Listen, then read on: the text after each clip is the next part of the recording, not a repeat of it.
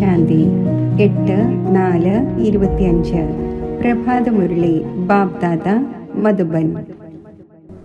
ബാബു പറയുന്നു, മധുരമായ കുട്ടികളെ, സർവോത്തമ യുഗം ഈ സംഗമമാണ്. ഇതിൽ തന്നെയാണ് നിങ്ങൾ ആത്മാക്കൾ പരമാത്മാവായ ബാബയുമായി കൂടിക്കാഴ്ച നടത്തുന്നത്. ഇതുതന്നെയാണ് സത്യമായ കുംഭമേള. ചോദ്യം: ഏതൊരു പാഠം ബാബ തന്നെയാണ് പഠിപ്പിക്കുന്നത്? ഒരു മനുഷ്യനും പഠിപ്പിക്കുവാൻ സാധിക്കില്ല. ഉത്തരം: ദേഹി അഭിമാനി ആകുന്നതിൻ്റെ പാഠം ഒരു ബാബ തന്നെയാണ് പഠിപ്പിക്കുന്നത്. ഈ പാഠം ഏതെങ്കിലും ദേഹധാരിക്ക് പഠിപ്പിക്കുവാൻ സാധിക്കില്ല. ആദ്യം നിങ്ങൾക്ക് ആത്മാവിൻ്റെ ജ്ഞാനം ലഭിക്കുന്നു. നിങ്ങൾ ഇത് അറിയുന്നു, നമ്മൾ ആത്മാക്കൾ പരംധാമത്തിൽ നിന്നും ആക്ടറായി പാട്ട് അഭിനയിക്കുവാൻ വന്നു. ഇപ്പോൾ നാടകം പൂർത്തിയാകുന്നു. ഈ ഡ്രാമ മുൻകൂട്ടി തയ്യാറാക്കപ്പെട്ടതാണ്. ഇത് ആരും തയ്യാറാക്കിയതല്ല. അതിനാൽ ഇതിന് ആദിയും അന്ത്യവും ഇല്ല. ഗീതം: ഉണരൂ പ്രിയതമന്മാരെ, ഉണരൂ. ഓം ശാന്തി. കുട്ടികൾ ഈ ഗീതം അനേകം തവണ കേട്ടിട്ടുണ്ടാകും. പ്രിയതമൻ പ്രിയതമകളോട് പറയുകയാണ്, ആ ഒന്ന് എപ്പോൾ ശരീരത്തിൽ വരുന്നുവോ അപ്പോൾ പ്രിയതമൻ എന്ന് പറയുന്നു.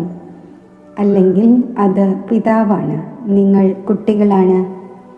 നിങ്ങളെല്ലാം ഭക്തരാണ്. ഭഗവാനെ ഓർമ്മിക്കുന്നു. വധുമാർ വരനെ ഓർമ്മിക്കുന്നു. എല്ലാവരുടെയും പ്രിയതമനാണ് വരൻ. ആ ഒന്ന് ഇരുന്ന് കുട്ടികൾക്ക് മനസ്സിലാക്കിച്ചു തരുന്നു. ഇപ്പോൾ ഉണരൂ, നവയുഗം വരികയാണ്. നവം എന്നാൽ പുതിയ ലോകമായ സത്യയുഗം എന്നർത്ഥം.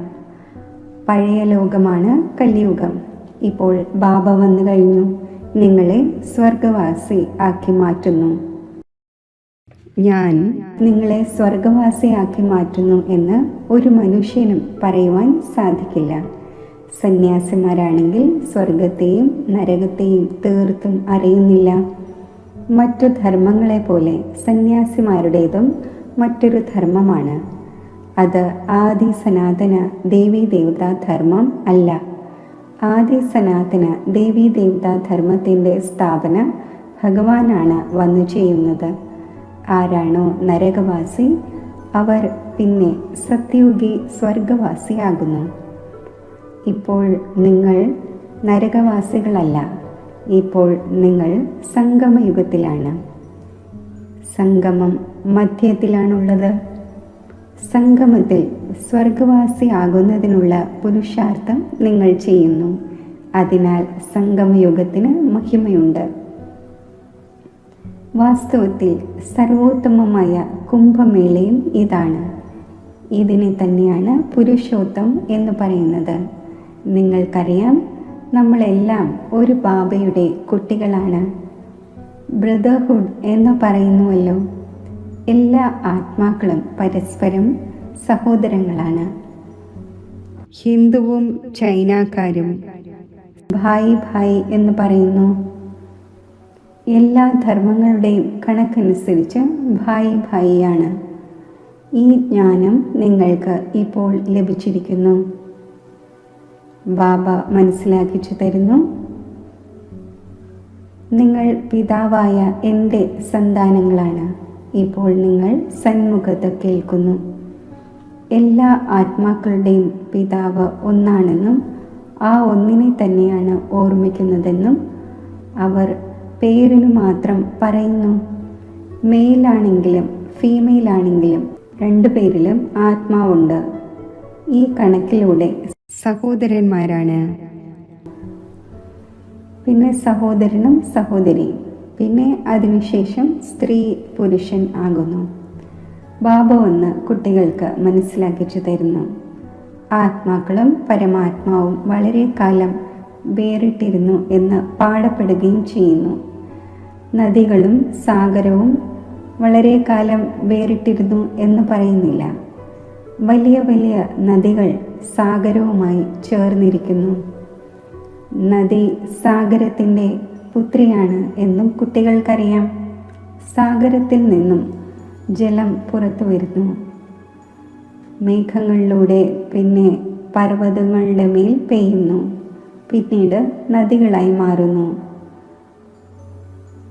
അപ്പോൾ എല്ലാവരും സാഗരത്തിൻ്റെ പുത്രന്മാരും പുത്രിമാരുമാകുന്നു. വളരെ പേർക്കും ഈ വെള്ളം എവിടെ നിന്ന് വരുന്നു എന്നും അറിയില്ല. ഇതും മനസ്സിലാക്കിച്ചു തരുന്നു. അതിനാൽ ഇപ്പോൾ കുട്ടികൾ അറിയുന്നു, ജ്ഞാനസാഗരൻ ഒരേ ഒരു ബാബയാണ്. ഇതും മനസ്സിലാക്കിച്ചു തരുന്നു. നിങ്ങളെല്ലാം ആത്മാക്കളാണ്. ബാബ ഒന്നാണ്. ആത്മാവ് നിരാകാരമാണ്. പിന്നീട് എപ്പോൾ സാകാരത്തിൽ വരുന്നു അപ്പോൾ പുനർജന്മം എടുക്കുന്നു. ബാബയും എപ്പോൾ സാകാരത്തിൽ വരുന്നുവോ അപ്പോൾ വന്ന് കണ്ടുമുട്ടുന്നു. ബാബയുമായുള്ള കൂടിക്കാഴ്ച ഒരു തവണ ഉണ്ടാകുന്നു.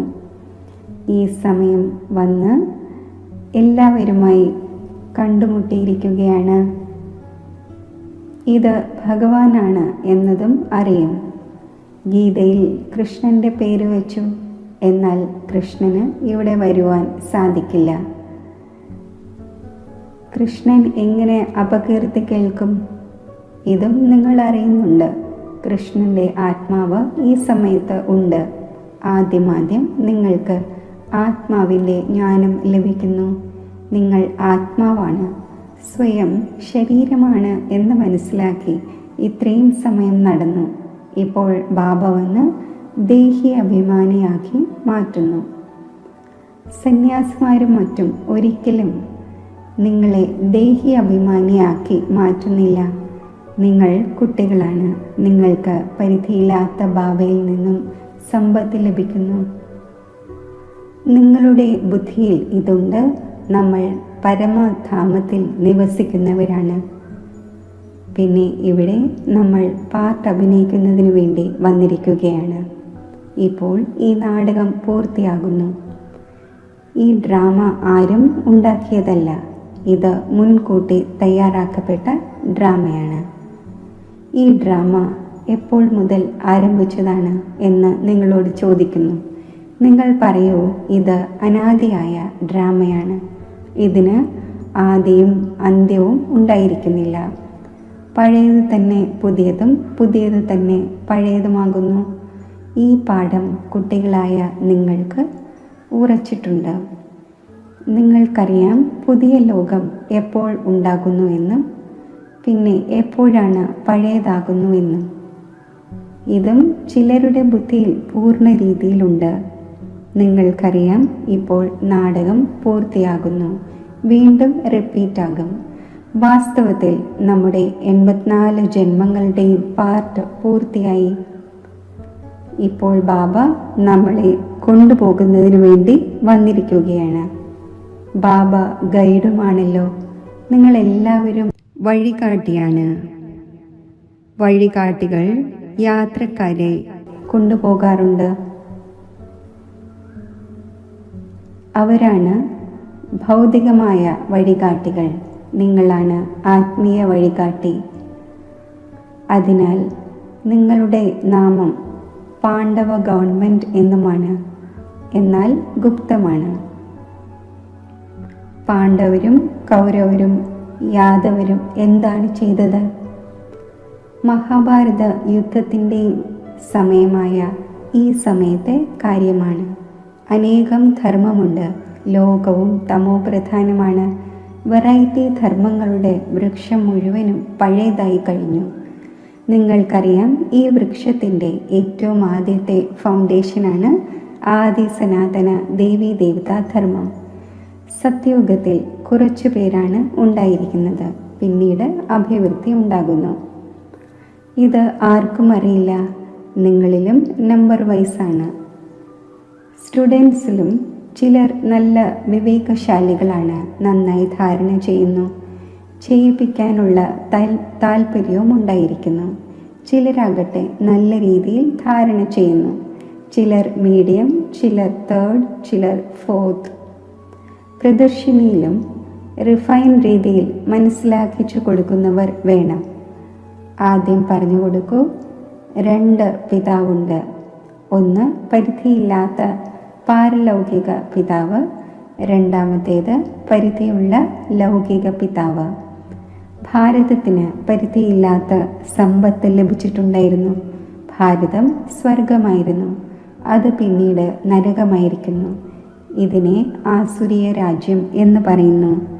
ഭക്തിയും ആദ്യം അവ്യഭിചാരിയായിരിക്കുന്നു.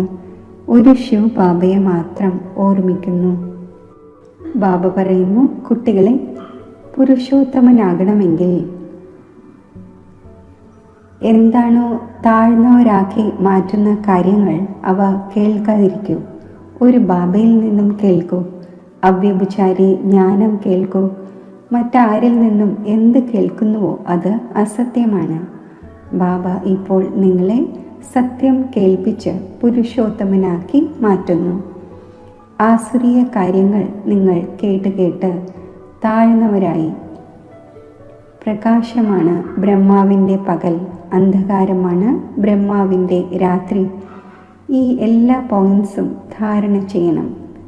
ഓരോ കാര്യത്തിലും നമ്പർ വാർ ആയിരിക്കുക തന്നെ ചെയ്യും. ചില ഡോക്ടേഴ്സ് 10,000-ഉം 20,000-ഉം ഒരു ഓപ്പറേഷന് വേണ്ടി വാങ്ങുന്നു. ചിലർക്കാണെങ്കിൽ കഴിക്കാൻ പോലുമില്ല.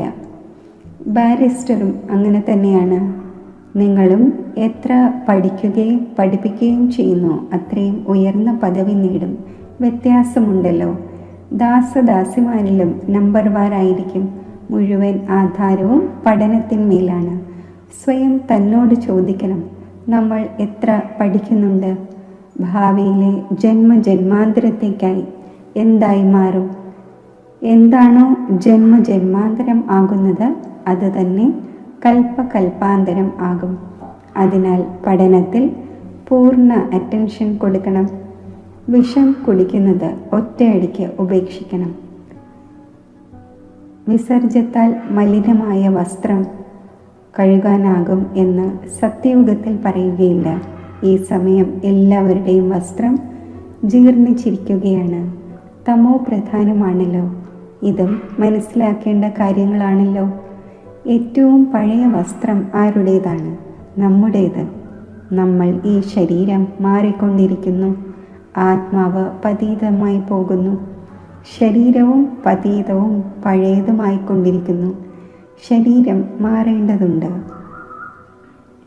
ആത്മാവ് മാറുകയില്ല. ശരീരം വൃദ്ധ അവസ്ഥയിലായി മൃത്യു ഉണ്ടായി. ഇതും ഡ്രാമയിൽ തയ്യാറാക്കപ്പെട്ടിരിക്കുന്നു. എല്ലാവർക്കും പാർട്ടുണ്ട്. ആത്മാവ് അവിനാശിയാണ്. ആത്മാവ് സ്വയം പറയുന്നു, ഞാൻ ശരീരം ഉപേക്ഷിക്കുന്നു. ദേഹി അഭിമാനി ആകേണ്ടി വരും. മനുഷ്യരെല്ലാം ദേഹാഭിമാനിയാണ്. പകുതി കൽപ്പം ദേഹാഭിമാനമാണ്, പകുതി കൽപ്പം ദേഹി അഭിമാനിയാണ്. ദേഹി അഭിമാനിയായത് കാരണം സത്യയുഗത്തിലെ ദേവതമാർക്ക് മോഹജീത് എന്ന ടൈറ്റിൽ ലഭിച്ചിട്ടുണ്ട്. കാരണം അവർ മനസ്സിലാക്കിയിട്ടുണ്ട് നമ്മൾ ആത്മാക്കളാണ്. ഇപ്പോൾ ഈ ശരീരം ഉപേക്ഷിച്ച് മറ്റൊന്ന് എടുക്കേണ്ടതുണ്ട്. മോഹജീത് രാജാവിൻ്റെയും കഥയുണ്ടല്ലോ. ബാബ മനസ്സിലാക്കിച്ചു തരുന്നു, ദേവി ദേവന്മാർ മോഹജീത്താണ്. സന്തോഷത്തോടെ ഒരു ശരീരം ഉപേക്ഷിച്ച് മറ്റൊന്ന് എടുക്കണം. കുട്ടികൾക്ക് മുഴുവൻ ജ്ഞാനവും ബാബയിലൂടെ ലഭിച്ചുകൊണ്ടിരിക്കുന്നു. നിങ്ങൾ തന്നെ ചക്രം കറങ്ങി ഇപ്പോൾ വീണ്ടും വന്ന് കണ്ടുമുട്ടിയിരിക്കുകയാണ്. ആരാണോ മറ്റു ധർമ്മങ്ങളിലേക്ക് കൺവേർട്ടായി പോയത് അവരും വന്ന് കണ്ടുമുട്ടും. കുറേയൊക്കെ തങ്ങളുടെ സമ്പത്ത് നേടും. ധർമ്മം തന്നെ മാറിപ്പോയല്ലോ. അറിയില്ല എത്ര സമയം ആ ധർമ്മത്തിലുണ്ടായിരുന്നു എന്ന്. 2-3 ജന്മമെടുത്തേക്കാം. ആരെയെങ്കിലും ഹിന്ദുവിൽ നിന്നും മുസൽമാനാക്കി മാറ്റിയെങ്കിൽ ആ ധർമ്മത്തിൽ വന്നുകൊണ്ടിരിക്കും. പിന്നെ ഇവിടേക്ക് വരുന്നു. ഇതും ഡീറ്റെയിലായ കാര്യങ്ങളാണ്. ബാബ പറയുന്നു, ഇത്രയും കാര്യങ്ങൾ ഓർമ്മിക്കുവാൻ സാധിക്കുന്നില്ലെങ്കിൽ ശരി, സ്വയം ബാബയുടെ കുട്ടിയാണ് എന്നെങ്കിലും മനസ്സിലാക്കൂ. നല്ല നല്ല കുട്ടികൾ പോലും മറന്നു പോകുന്നു, ബാബയെ ഓർമ്മിക്കുന്നില്ല. മായ ഈ കാര്യത്തിൽ മറവി വരുത്തുന്നു. നിങ്ങളും മുമ്പ് മായയുടെ അടിമകളായിരുന്നല്ലോ, ഇപ്പോൾ ഈശ്വരൻ്റേതാകുന്നു. അത് ഡ്രാമയിലെ പാർട്ടാണ്.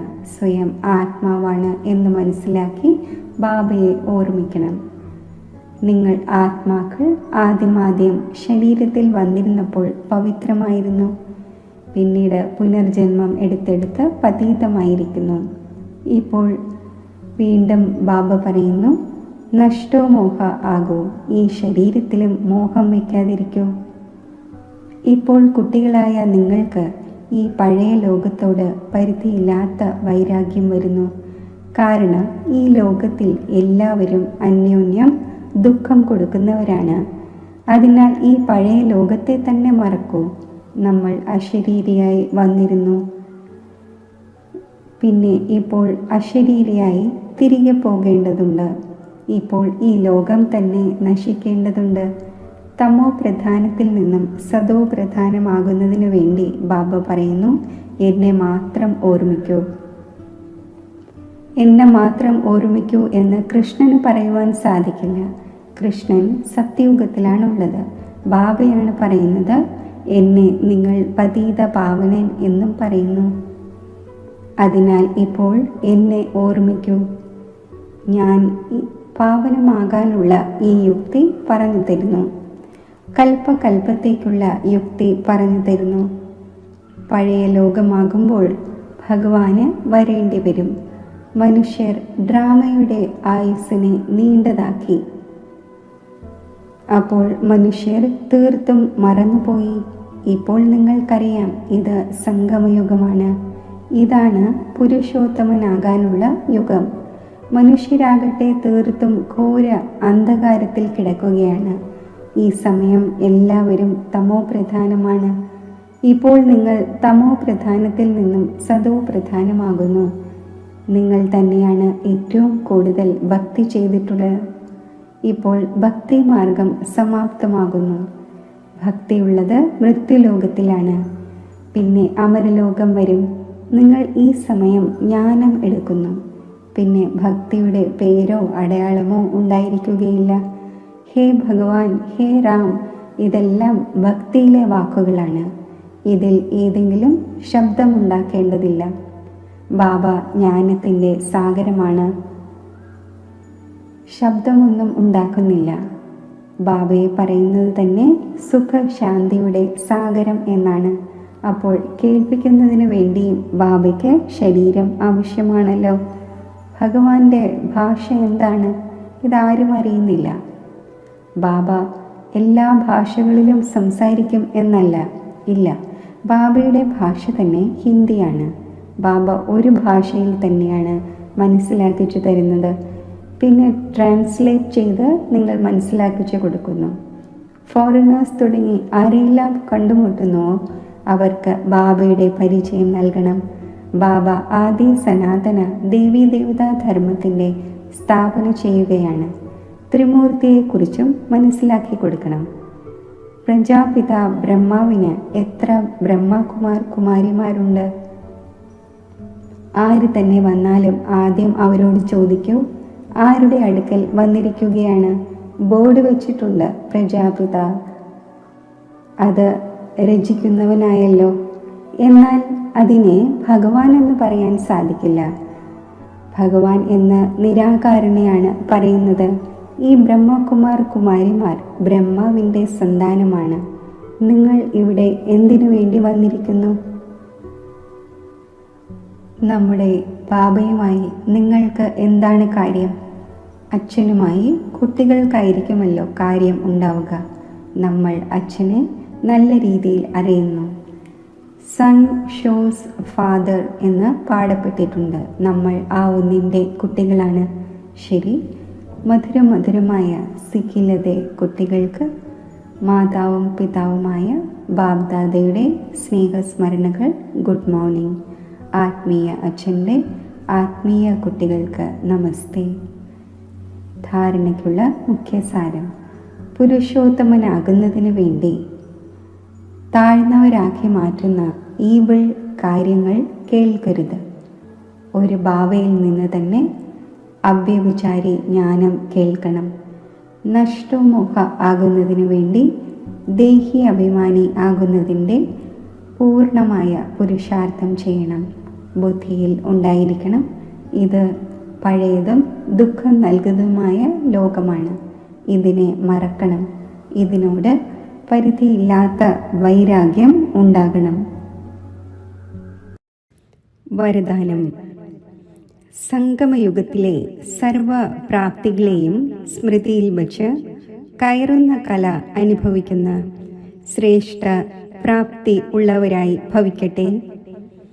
പരമാത്മാ കൂടിക്കാഴ്ചയുടെ അഥവാ പരമാത്മാ ജ്ഞാനത്തിൻ്റെ വിശേഷതയാണ് അവിനാശി പ്രാപ്തികൾ ഉണ്ടാവുക എന്നത്. സംഗമയുഗം പുരുഷാർത്ഥി ജീവിതമാണ്. സത്യയുഗത്തിലേത് പ്രാപ്തിയുടെ ജീവിതമാണ് എന്നല്ല. സംഗമയുഗത്തിൻ്റെ വിശേഷതയാണ് ഒരു ചുവട് വയ്ക്കൂ, 1000 ചുവട് പ്രാപ്തി നേടൂ. അപ്പോൾ കേവലം പുരുഷാർത്ഥിയല്ല, എന്നാൽ ശ്രേഷ്ഠ പ്രാപ്തി ഉള്ളവരാണ്. ഈ സ്വരൂപം സദാ മുന്നിൽ വയ്ക്കൂ. പ്രാപ്തികൾ കാണുമ്പോൾ സഹജമായി തന്നെ കയറുന്ന കലയുടെ അനുഭവം ഉണ്ടാകും. നേടേണ്ടിയിരുന്നത് നേടിക്കഴിഞ്ഞു, ഈ ഗീതം പാടൂ. അപ്പോൾ ശ്വാസമുട്ടലിൽ നിന്നും ഉറക്കം തൂങ്ങലിൽ നിന്നും രക്ഷപ്പെടും. സ്ലോഗൻ: ബ്രാഹ്മണരുടെ ശ്വാസം ധൈര്യമാണ്. അതിലൂടെ കഠിനത്തിലും കഠിനമായ കാര്യം പോലും എളുപ്പമുള്ളതായി മാറുന്നു. അവ്യക്ത സൂചന: കമ്പൈൻഡ് രൂപത്തിൻ്റെ സ്മൃതിയിലൂടെ സദാ വിജയിയാകൂ. ഇതുപോലെ ബ്രഹ്മ ബാബയെ കണ്ടിട്ടുണ്ട്. ബാബയോടൊപ്പം സ്വയം സദാ കമ്പൈൻഡ് രൂപത്തിൽ അനുഭവിപ്പിക്കുകയും ചെയ്തു. ഈ കമ്പൈൻഡ് സ്വരൂപത്തെ ആർക്കും വേർപെടുത്തുവാനാകില്ല. ഇതേപോലെ സൽപുത്രരായ കുട്ടികൾ സദാ സ്വയം ബാബയോടൊപ്പം കമ്പൈൻഡായി അനുഭവിക്കുന്നു. അവരെ വേർപിരിക്കാൻ കഴിയുന്ന ഒരു ശക്തിയും ഇല്ല. ഓം ശാന്തി.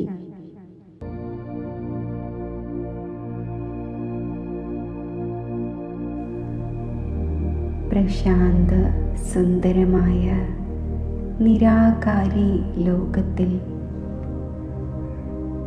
നിരാകാരനായ ശിവപരമാത്മാവിൻ്റെ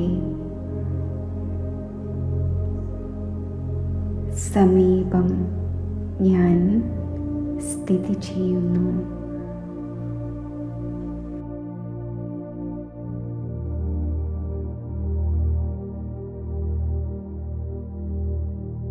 പരമാത്മാവിൻ്റെ ഈ ദിവ്യ സാന്നിധ്യം എനിക്ക് അനന്തമായ ആനന്ദം പകർന്നു നൽകുന്നു.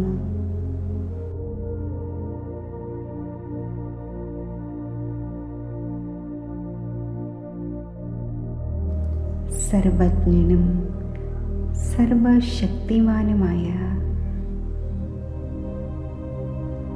പരമാത്മാവിനോട് സ്നേഹഭാവം എൻ്റെ ഉള്ളിൽ ഉദയം ചെയ്യുന്നു.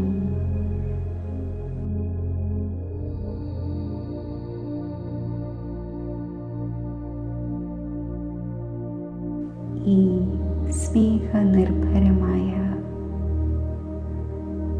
ആത്മാ പരമാത്മാ കൂടിക്കാഴ്ചയിൽ ചിത്തത്തിലെ സർവ ദൗർബല്യങ്ങളും ക്ഷയിക്കുന്നു.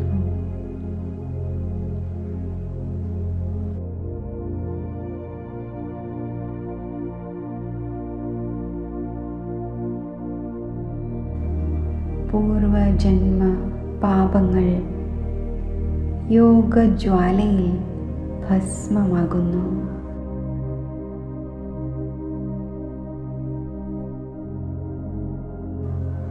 ആത്മാവ് പരമാത്മാ പ്രാപ്തികളാൽ ഈശ്വരീയ സമ്പത്തിനാൽ സമ്പന്നമായി മാറുന്നു.